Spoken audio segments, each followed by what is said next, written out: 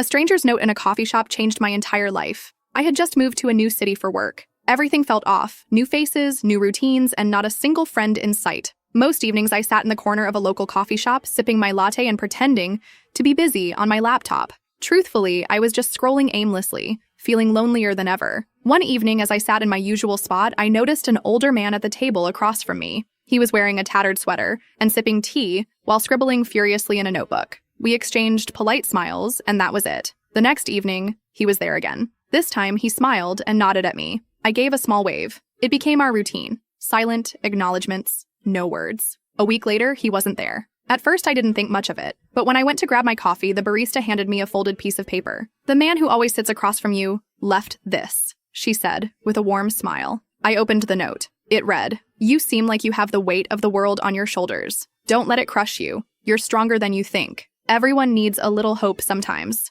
Pay it forward." I don't know why, but I started crying right there in the middle of the cafe. It felt like someone had truly seen me for the first time in weeks. Inspired by his note, I wrote my own message that night and left it on a random table in the cafe. The next day, I saw someone pick it up, read it, and smile. That small act of kindness turned into a ritual for me. Every evening, I'd leave notes on tables, in books, or tucked into sugar packets. Messages like, "You're doing great," or "Keep going, you're closer than you think." Months later, I walked into the coffee shop and saw something that made my heart swell. A young woman was sitting at my usual table, holding one of my notes, with tears in her eyes. That was when I realized the old man didn't just leave me a note. He gave me a purpose.